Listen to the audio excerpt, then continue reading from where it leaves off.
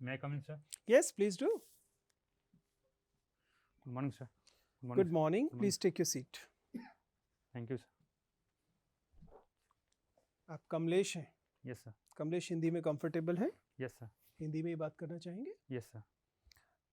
कमलेश, जैसा कि आपने महसूस किया होगा, हम लोग तमाम कोविड प्रोटोकॉल्स को फॉलो करने की कोशिश कर रहे हैं Yes, sir. और यही वजह है कि आपके और हमारे बीच पर्याप्त डिस्टेंस रखा गया है ताकि आप सुरक्षित महसूस करें। Yes, sir. हम लोग जिस समय बातचीत नहीं कर रहे हैं उस समय हम मास्क लगा रहे हैं और यही आप पर भी लागू होता है। यदि आप मास्क में ही इंटरव्यू देने में कंफर्टेबल हैं, फाइन, लेकिन अगर आपको लगता है कि आप बिना मास्क के ज़्यादा सहज हैं तो चूंकि पर्याप्त दूरी है और आप सुरक्षित हैं तो आप इस समय मास्क हटा भी सकते हैं। Okay, sir. क्या करना चाहेंगे? हटाना चाहेंगे. हटाइए। Okay, thank you, sir. What is the mask? जी, कंफर्टेबल हैं Yes, sir. और आपको खुद तो किसी किस्म के कोई लक्षण नहीं है? No, sir. ठीक है कमलेश, तो बातचीत शुरू करते हैं। सबसे पहले मैं चाहता हूँ कि आप बोर्ड मेंबर्स को अपना परिचय दें। Yes, sir. सर, मेरा नाम कमलेश कुमार है और मैंने अपना graduation Jadavpur university chemical engineering से, जो कि कोलकाता वेस्ट बंगाल में अवस्थित है, वहाँ से किया है। और मैंने उसके बाद ग्रेजुएशन के बाद मैंने 1 साल जॉब किया था WOG प्राइवेट लिमिटेड में, और मेरा जॉब पोस्टिंग सूरत था, जो गुजरात में है। और उसके बाद मैंने 1 साल जॉब के बाद अभी मैं सिविल सर्विसेज की प्रिपरेशन में लगा हूँ। आपने 1 साल तक किसी कंपनी में काम किया, उसका क्या नाम था? WOG technology private limited. Walk. Yes sir, walk. Walk तो बहुत नेगेटिव शब्द होता है, कोई कंपनी अपना नाम वॉक क्यों रखेगी? Actually sir, it stands for water oil and gas, but it also stands for a very racist word. No sir, I am not aware of that.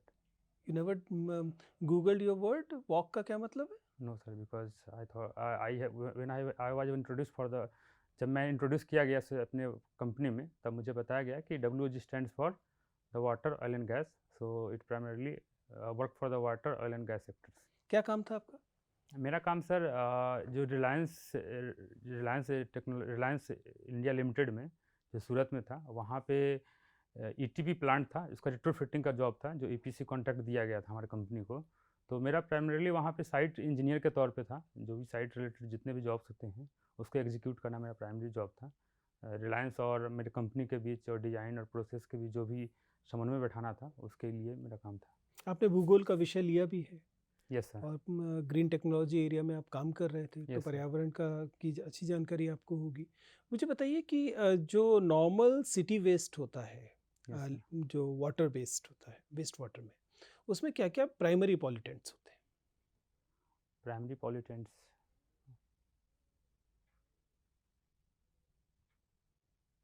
अगर आप शहर के गंदे नाले से Yes, एक sir, गिलास yes, sir. पानी ले लें तो उसमें क्या क्या मिलेगा? Yes sir. एलिमेंट्स मुझे ध्यान में तो नहीं आ रहा है, आई एम सॉरी सर। अभी नहीं याद आ रहा है, चलिए कोई बात नहीं, भूगोल तो आपने ढंग से पढ़ा होगा। Yes sir. मुझे ये बताइए कि अगर हम ये ग्रीन टेक्नोलॉजी के ऑडिट के लिहाज से बिहार पर विचार करें, यस सर। तो वे कौन से एरियाज़ हैं जहां आपको लगता है कि बिहार के सामने मुख्य चुनौती है प्रदूषण को हैंडल करने में? जो सर, जो भी नए सिटीज़ डेवलप हो रहे हैं, जैसे अगर हम पटना की बात करते हैं, तो पटना में जो पॉपुलेशन डेंसिटी है वो अभी सब बहुत ज़्यादा है, और जिसके वजह से, और जो अर्बन प्लानिंग मैनेजमेंट का सिस्टम है वो प्रॉपर इम्प्लीमेंट नहीं किया गया है, तो जिसके वजह से वहाँ पे एयर पोल्यूशन देखा जा रहा है, और वाटर पोल्यूशन भी प्राइमरी लगभग बिहार के लगभग सारे डिस्ट्रिक्ट में देखा जा रहा है। Water pollutants different different types के डिफरेंट डिफरेंट डिस्ट्रिक्ट में पाए गए हैं, और जहाँ पे ज़्यादा पोल्यूटेंट्स हैं वहाँ डिफरेंट एजेंसी जैसे PHED को काम दिया गया है, और जहाँ पे कम। बिहार के वाटर पोल्यूशन को लेकर गैंजेटिक डॉल्फिन्स को लेकर सवाल बार बार उठे हैं। Yes sir. मुझे बताइए कि बिहार इन गंगा के निरीह जीवों का दुश्मन क्यों है? यस सर, बिकॉज सर यहाँ पे सर मेनली जो STP प्लांट्स है, सीवेज ट्रीटमेंट प्लांट, उसको सेटअप नहीं किया गया है, जिससे जो सीवेज ट्रीटमेंट प्लांट भी सर्वे में पाया गया है कि ऑलमोस्ट 90% जो वाटर होती है वो डायरेक्टली गंगा वाटर में डिस्चार्ज की जाती है, जिसके वजह से एक्वाटिक एलिमेंट्स के एनिमल्स के लिए वो सूटेबल नहीं है। ठीक ठीक है कमलेश। Yes sir. कमलेश, हरित अर्थव्यवस्था क्या होती है, बता सकते हैं? Green economy. Green economy, no sir, I am not. कभी नहीं सुना है ग्रीन सुना इकोनॉमी? है, बट मुझे सर एग्जैक्टली उसका क्या है याद नहीं आ रहा है मुझे। अच्छा, कार्बन ट्रेडिंग तो सुना होगा। कार्बन ट्रेडिंग, नो सर, ये भी आई नहीं थिंक मैं गेस, नहीं, आप भूगोल के विद्यार्थी हैं, केमिकल इंजीनियर भी हैं, ये सब तो पढ़ा होगा, नहीं पढ़ा है? यस सर, एक्चुअली जब मैंने प्रिपरेशन के दौरान जो बीपीएससी ज्योग्राफी का सिलेबस था, मैं उसके पैटर्न पे गया था, सब्जेक्ट का डिमांड था, तो आई थिंक उस अच्छा, दरमियान बहुत सेलेक्टिव अध्ययन किया, लेकिन उसमें भी इम्पोर्टेंट है। खैर, एमिशन ट्रेडिंग में क्या होता है, किस किस गैस का या पदार्थ के एमिशन का अध्ययन किया जाता है या ट्रेडिंग की जाती है? एमिशन ट्रेडिंग में I think sir CO2, sulphur का जो सल्फर गैसेज, SO2 का जो सॉक्स का जो एमिटेंट्स होती है, फिर नॉक्स जो नाइट्रेट्स के गैसेज जो होती हैं, फिर इवन मीथेन गैस और CO जो कार्बन मोनोऑक्साइड गैस जो एयर में एमिट होती है, इससे जो एमिशन ट्रेडिंग किया जाता है, स्टडी किया जाता है। ऐसा कहा जाता है कि ऑक्सीजन के मुकाबले या कार्बन के मुकाबले मीथेन में हीट एब्जॉर्प्शन कैपेसिटी या हीट रिटेंशन कैपेसिटी ज़्यादा होती है। Yes sir. लगभग कितने गुना ज़्यादा होती है मीथेन में हीट रिटेंशन कैपेसिटी कार्बन के मुकाबले? No sir, it may be because of the more number of hydrogen as compared to carbon, so that is the reason behind the, because of that reason it has more retention capacity. अच्छा, ये बताएं, प्रदूषण के लिए मानक बनाने का काम ISO करता है। Yes sir. ISO ने कई स्टैंडर्ड्स या मानक बना रखे हैं। ISO का फुल फॉर्म क्या है? ISO, नो सर, अच्छा, पर्यावरण वाले पे ज़्यादा अध्ययन आपने ठीक से नहीं किया है। अच्छा, ठीक है, ये बताइए, आजकल प्रधानमंत्री ने एक टर्म को बड़ा लोकप्रिय बनाने की कोशिश की है, साइक्लिकल इकोनॉमी या सर्कुलर इकोनॉमी। Yes sir. क्या होता है circular economy? I have not heard of. आपके वेस्ट मैनेजमेंट से ही रिलेटेड है? Yes sir. यस सर, ये प्लास्टिक को लेकर दिया गया है कि जो भी प्लास्टिक को हम यूज ना करें और जो भी प्रोडक्ट यूज करें उसका रिसाइकलिंग होना चाहिए, स्पेशली सिंगल यूज प्लास्टिक को बैन करने के लिए, so that single use plastic recycle नहीं हो पाते हैं। लेकिन अगर हम ऐसे प्रोडक्ट्स को यूज करते हैं जो जनरली प्लांट से आते हैं, जैसे बैम्बू या जूट प्रोडक्ट्स, ये सब साइकिल। अच्छा, आपने जोरहट से एयरफोर्स स्कूल से 10th पास किया है? Yes sir. बताएं कि असम में अभी कौन कौन सी राजनीतिक समस्याएं चल रही हैं? राजनीतिक समस्याएं सर, वहाँ पर रिसेंटली अभी तो धर्म जो जो शादी के लिए धर्म परिवर्तन की जो उसके लिए एक नया कानून पेश किया गया है, in parallel to Uttar Pradesh and I think Madhya Pradesh, और ये पॉलिटिकल समस्याएं अभी जो वहाँ पे दिखाई दे रही है मुझे। Yes sir. तो संविधान में क्या लगता है कि धर्म परिवर्तन के लिए शादी का निषिद्ध किया गया है, मना किया गया है कि धर्म परिवर्तन के लिए शादी नहीं करनी चाहिए?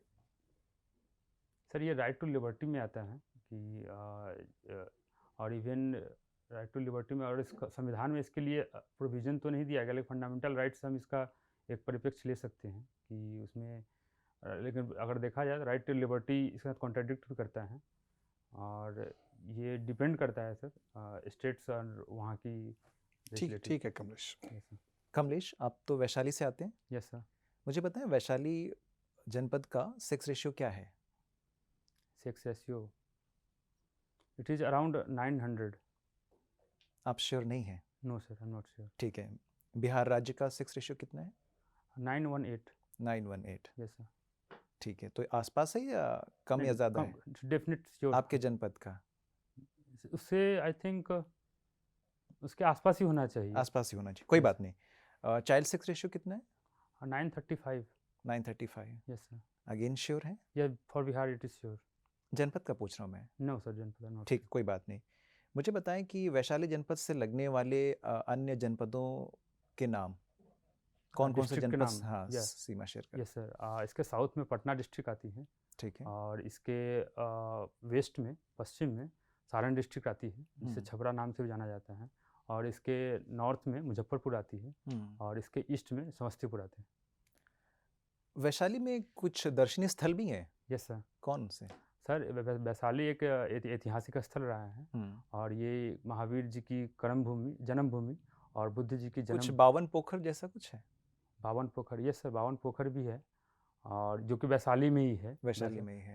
एक्चुअली वैशाली जिले का हेडक्वार्टर हाजीपुर में आती है और जो वैशाली जो प्लेस है ये इसके नॉर्थ वेस्ट में आती है, तो वैशाली में टूरिस्ट प्लेस है। ठीक है, मुझे बता सकते हैं कि बिहार में ऐसे कितने जनपद हैं जिनके हेडक्वार्टर्स उनके नाम से अलग हैं? यस सर, एग्जैक्टली मुझे एग्जैक्टली नंबर्स तो मुझे याद नहीं है, लेकिन हाँ कुछ डिस्ट्रिक्ट हैं जिसके हेडक्वार्टर्स अलग अलग हैं। वैशाली के अतिरिक्त किन्हीं दो अन्य यस सर बताएं। जैसे रोहतास जिसका कैमूर में है, रोहतास का सासाराम और कैमूर का भभुआ, दरभंगा का लहरिया सराय। ठीक है, मुझे ये बताएं कि अभी हाल ही में जुडिशियल ओवररीच या अति सक्रियता या अतिवादिता एक टर्म काफ़ी प्रसिद्ध हुआ न्यूज़पेपर्स में। ये न्यायिक सक्रियता से कैसे अलग है? सर इसमें एक्चुअली ये बहुत ही थिन लाइन है दोनों के बीच कि judicial overreach and judicial activism. कैसे हम पहचानेंगे कि यहाँ पे न्यायिक अतिवादिता होगी और यहाँ पे न्यायिक सक्रियता है? यस सर, जहाँ पे जुडिशियल अगर क्लियर इंस्ट्रक्शन देती है लेजिस्लेटिव को या फिर जनरली लेजिस्लेटिव को जब क्लियर इंस्ट्रक्शन देती है कि नहीं this should not be done, और स्पेशली जब एग्जीक्यूटिव का काम जब जुडिशियरी करने लगे उस समय हम कह सकते हैं कि ये जुडिशियल ओवररीच है। लेकिन अगर जुडिशियल एक्टिविज्म की बात करें तो ये क्या संविधान में ऐसा कोई प्रावधान नहीं है जहाँ पे शक्तियों के इस तरीके के वितरण को एड्रेस किया गया हो? ऐसा क्यों होता रहता है? सर एक्चुअली इसके लिए जो संविधान में प्रावधान है इसके लिए क्लियर इंस्ट्रक्शन नहीं है और स्पेशली जुडिशियरी को सफिशिएंट पावर दिया गया है जिसके थ्रू वो लेजिस्लेटिव जितने भी रूल्स इम्प्लीमेंट करते हैं, एक्ट बनाते हैं, उसके ऊपर रिव्यू कर सकते हैं। ठीक है, नीति निर्देशक सिद्धांत को मुख्यतः 3 भागों में बांटा गया है। Yes sir, sorry sir. नीति निर्देशक सिद्धांत directive principle of state policies को मुख्यतः 3 भागों में बांटा गया है। कौन कौन से वो सिद्धांत हैं? सर ये तो मैंने सर नहीं देखा, सॉरी सर। गांधीवादी तत्वों को कैसे पहचानेंगे? Okay sir. नीति निर्देशक सिद्धांतों में। यस सर, गांधीवादी तत्व जहाँ तक मैं गेस कर पा रहा हूँ वैसे चीज़ें जो कम्प्लीटली सोशलिस्ट बेस्ड हो और कैपिटलिस्ट बेस्ड नहीं हो और जहाँ पे पीपल्स। गांधीवाद और समाजवाद में कोई अंतर है?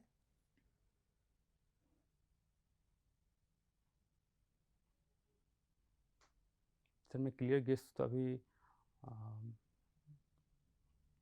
क्या हम कह सकते हैं कि जयप्रकाश नारायण गांधीवादी थे? No sir, he comes under socialist politics. ठीक है सर।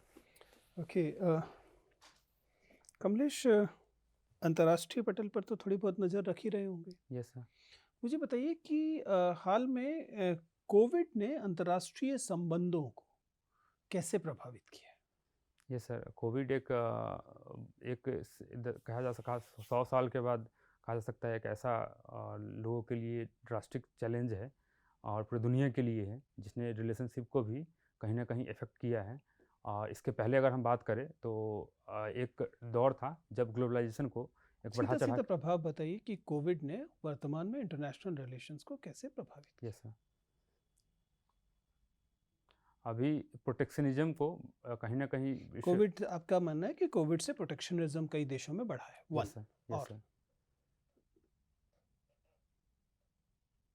और ट्रेड रिलेशनशिप को भी कहीं ना कहीं इसे इफेक्ट मिला है और लोग इसे प्रोटेक्ट और सेल्फ रिलायंस भी इसे आगे आया है। एंड क्रिकेट खेलते हैं? Yes sir. Cricket normally leather ball से खेला जाता है। Yes sir. कभी कभी टेनिस बॉल से भी खेल लेते हैं। Yes sir. आपके साथ कंडीशन है कि आपको टेबल टेनिस की बॉल से क्रिकेट खेलना है, क्या क्या व्यवस्था करनी होगी? टेबल टेनिस बॉल से बैट चाहिए होगी उसके लिए। उसके लिए एक अलग किस्म का बैट चाहिए होगा। यस सर, जो थोड़ा सॉफ्ट हो। सॉफ्ट बैट चाहिए होगा। यस। ओके, और soft means yes sir. And आप सोच पा रहे हैं, आपको एक आपकी रचनात्मकता जांचने के लिए आपको एक काम दिया गया है कि आपको एक टेनिस बॉल दी गई और कहा इससे क्रिकेट खेलिए। यस, क्या क्या इंतजाम करेंगे? सिर्फ टेनिस बॉल है तो टेबल टेनिस बॉल है, टेबल टेनिस बॉल है, एक टेबल मतलब टेबल नॉर्मल। टेनिस, ओके जी, sir, table table tennis. Tennis, I thought lawn tennis ball, आपके सोचने से नहीं चलती दुनिया। Okay sorry sir.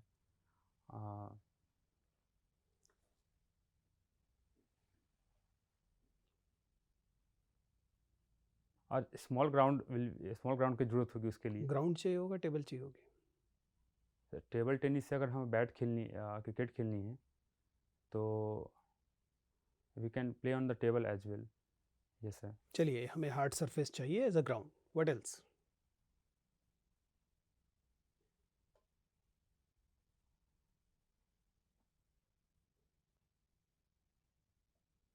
उसके लिए जो विकेट्स होगी वो छोटी विकेट्स होगी। ऑब्वियसली उस Yes, साइज sir. के हिसाब से छोटी हो प्लास्टिक जाएगी, विकेट्स ठीक होगी। है। Yes sir. And under arm bowling होनी चाहिए उसमें। गुड, आपने पहली बार क्रिकेट खेलने वाले व्यक्ति की बात की है। चलिए, और व्हाट एल्स? एंड उसमें जो बैटिंग एंड बॉलिंग होगी वो सिटिंग पोजीशन में अलाउड होगी। Good. And every fielders will sitting position में ही होगी। और नंबर ऑफ फील्डर्स जो होंगे वो रिस्ट्रिक्टेड होंगे। और अगर हम ओवर की बात करें तो पावर प्ले का अलग से नियम भी उसमें लगाने में गेम को इंटरेस्टिंग बनाया जा सकता है, जैसे bowling power play and batting power play, जिसमें फील्डर्स को बॉलिंग। ठीक है कमलेश, आपसे बात करके मुझे बहुत अच्छा लगा। Yes, आपका इंटरव्यू समाप्त होता है, आप जा सकते हैं। Thank you sir, thank you sir.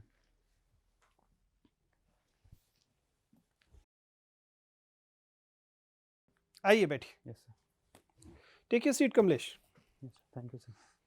बताइए, आपके हिसाब से कैसा इंटरव्यू गया है? किन एरियाज में आपको लगता है कि आपने ठीक किया है? Yes sir. कहाँ अभी आप और अच्छा कर सकते हैं? यस सर, मुझे लगता है मुझे अभी अपना नॉलेज बेस में और इम्प्रूव करने की ज़रूरत है, और specially my branch of study, और मेरा जो ज्योग्राफी एंड केमिकल इंजीनियरिंग है। और सेकंड, मुझे लगता है कि चेहरे पे मुझे स्माइल और लाने की ज़रूरत है, जहाँ मैं लैक कर रहा था आज। और कमलेश, आपको फेयर असेसमेंट है आपका अपने आप को लेकर? नॉर्मली चीज़ें आपको समझ में आ रही हैं कि किन जगहों पे इम्प्रूव करना है? आप अच्छे कैंडिडेट हैं, आपने अच्छी यूनिवर्सिटी से ग्रेजुएशन किया हुआ है, और आपका क्लेम है कि आपके पास उससे रिलेटेड वर्क एक्सपीरियंस भी है। हालांकि मुझे लगा कि एनवायरनमेंट को लेकर आपका आत्मविश्वास अभी वो नहीं है, जबकि geography, chemical engineering, environment science बहुत क्लोज के वो हैं, और आजकल के हिसाब से आपको इनको थोड़ा सा रिवाइज कर लेना चाहिए। तो थोड़ा ब्रशअप कर लेंगे नॉलेज बेस, स्पेशली अपने बैकग्राउंड सब्जेक्ट और एनवायरनमेंट और ज्योग्राफी को लेकर, अच्छा रहेगा। जहाँ तक इस इंटरव्यू की बात है, एंट्री आपकी अच्छी है, सिटिंग पोस्चर अच्छा है, लेग्स जो है थोड़ा सा और क्लोज और फॉर्मल हो सकती है, ठीक है ना? हैंड मूवमेंट तो वे नहीं है, लेकिन हाथ को आप you have this tendency of moving your fingers like this, ठीक है? अगर बिना स्टिफ हुए इसे रेस्ट्रिक्ट कर सकते हैं तो अच्छा रहेगा। इस बात को समझिए कि इस बार जो कैंडिडेट है उनको थोड़ा डिस्टेंस पर रखा जा रहा है, इसलिए उनकी पूरी बॉडी विजिबल है। पहले पूरी बॉडी विजिबल नहीं होती थी, ठीक है? तो अब आपकी लैग मूवमेंट भी विजिबल होंगी, ठीक है? हाथ और पाँव की, तो उन पोजिशंस को भी फॉर्मल रखना है, ठीक है ना? उस पर आप ध्यान रखेंगे। वॉइस लेवल ठीक है, आई कांटेक्ट ठीक है, फ्लो अच्छा है, लेकिन जिस जगह पर आपके पास आंसर नहीं होता उस जगह पर स्वाभाविक है कि आपका फ्लो अफेक्ट होता है, ठीक है ना? तो उस पर थोड़ा सा आप काम कर सकते हैं। तैयारी के विषय में आपको बता दिया गया है। जहाँ तक कंटेंट की बात है, you have this verbal communication में you have tendency of giving long answers, especially having a long preface. एक बड़ी भूमिका के बाद उत्तर शुरू करते हैं। देखिए, सिविल सर्विसेज के इंटरव्यूज आपको इतना स्पेस नहीं देते हैं। मैं हमेशा से कहता रहा हूँ कि पहला वाक्य या ज़्यादा से ज़्यादा दूसरा वाक्य आपके बोर्ड मेंबर के प्रश्न की मूल मंशा को हिट करने वाला होना चाहिए। आपके पास ये विकल्प नहीं है कि पहले आप 4 वाक्य में आसपास की परिस्थितियों का वर्णन करेंगे, क्या चल रहा है ऐसा देश समाज में, वो बोलेंगे और उसके बाद उत्तर पर आएंगे। This can not be allowed. तो फर्स्ट सेंटेंस में कोशिश कीजिए, ज़्यादा से ज़्यादा सेकंड सेंटेंस में आप बोर्ड मेंबर की इंटेंशन को हिट करने की कोशिश कीजिए, ठीक है? बोर्ड मेंबर्स बहुत पेशेंट होंगे वहाँ पर, ठीक है? वो तुरंत आगे चल देंगे, आपको उससे नुकसान होगा। इसे आप कर सकते हैं। क्रिएटिविटी और जनरली जब आपके एनालिसिस के सवाल आपसे पूछे जाते हैं तो आपको पुश करना पड़ता है, राइट सर। आप समझ पा रहे हैं? Yes sir. आप खुद प्रोएक्टिव होकर वहां तक पहुंचने से अभी थोड़ा सा ठहर रहे हैं। Yes sir. मेरी सलाह क्या रहेगी? खुलकर खेलिए, ठीक है ना? बहुत कम समय आपको मिलता है, वहाँ 30 मिनट मिलते हैं। उसमें अगर आप पहले झिझकेंगे, संकोच करेंगे, आप ऐसी स्थिति है जैसे बारात में किसी को कहें कि चल भाई डांस कर, तो वो पीछे हो जाता है, फिर उसको 4 बार कहना पड़ता है, तब वो डांस करना शुरू करता है। ये बारात तो है नहीं, वहाँ पे राइट। आपको 4 बार कहेंगे ही नहीं, वो आपको 2 बार करके मान लेंगे कि आपको नहीं आता। Yes sir. एकदम नाचने के लिए तैयार रहिए, यस सर। जैसे इशारा करें आप एकदम डांस करना शुरू कर दीजिए। आप समझ पा रहे हैं? Right sir. खासतौर से क्रिएटिव और एनालिटिकल क्वेश्चंस में। Okay sir. फैक्चुअल क्वेश्चंस में आपको बता दिएगा कि थोड़ा सा ब्रशअप करने की जरूरत है। बाकी चीज़ें आपकी शानदार हैं। अपनी यूनिवर्सिटी पर, अपने अब तक के काम पर प्राइड रखिए, राइट ठीक है सर। ना?